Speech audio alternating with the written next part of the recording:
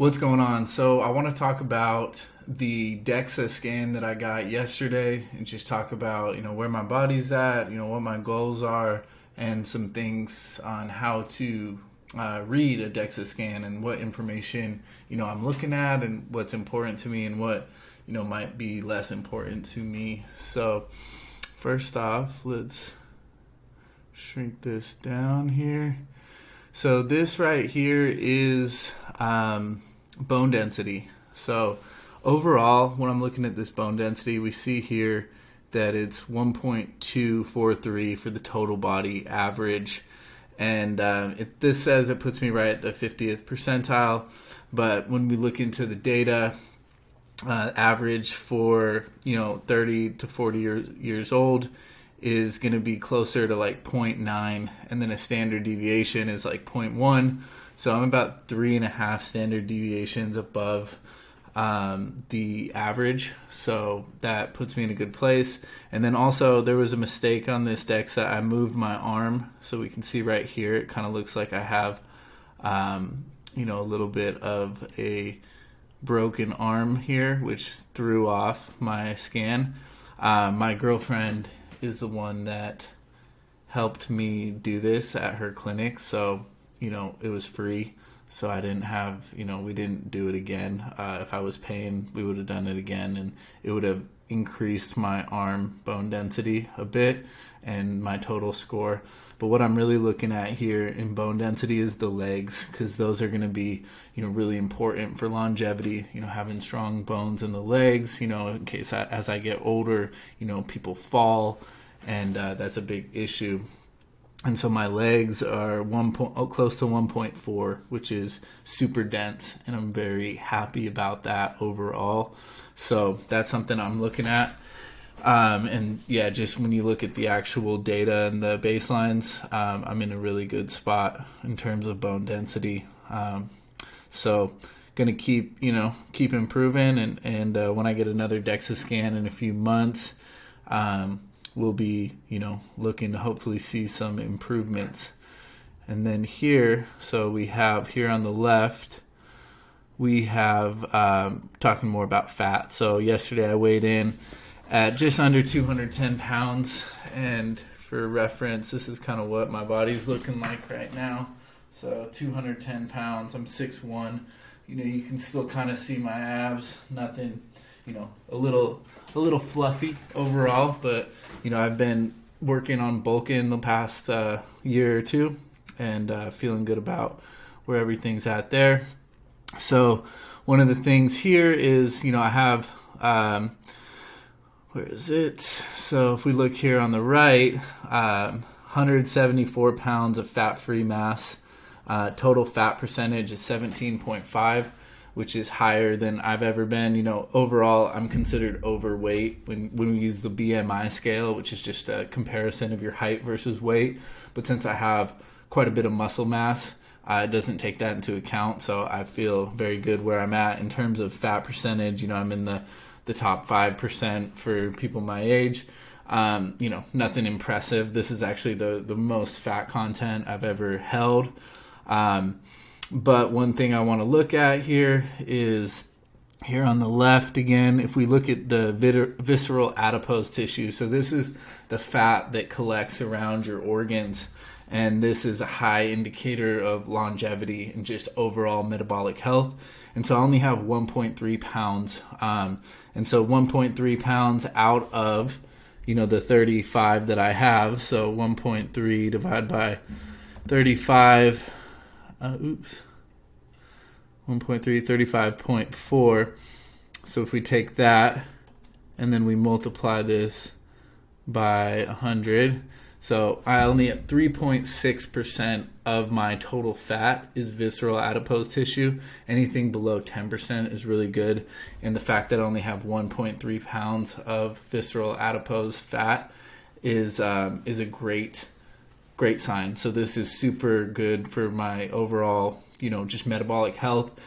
So the fat that I do have is subcutaneous fat for the most part, which is, the fat that you see around the belly and just kind of I carry a lot of fat here in the trunk, so a little bit in my lower abs, and then quite a bit in this big booty in my thighs. But feeling good about where all that's at.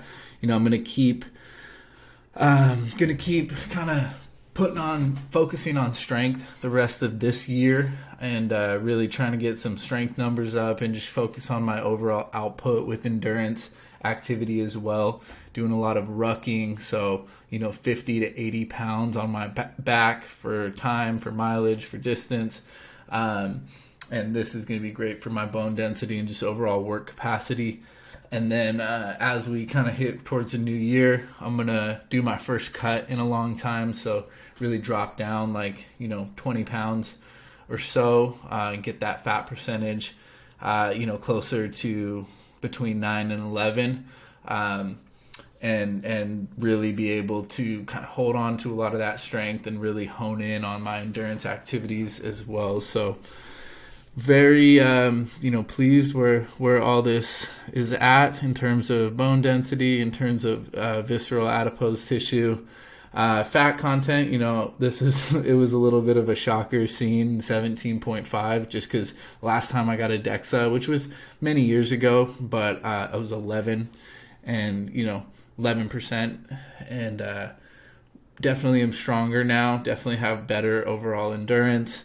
So the fact that I have better endurance with a higher fat content is very reassuring to me. Knowing that, as I kind of dial in, just gonna feel better and better and able to reach greater levels of performance. So yeah, this is overall exciting. It's always good to get the data. Obviously when I get another one in 3, 6, 9 months, whenever that is, want to see the fat go down and hopefully bone density go up. Hopefully this number continues to go down or stay the same.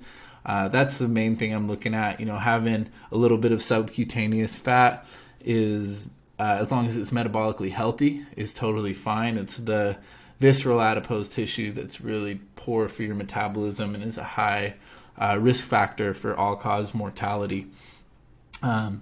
So overall, my lifestyle is, I've been eating, I always eat clean. I always make sure I get enough protein. I get at least 200 grams of protein each day, closer to 250 on average.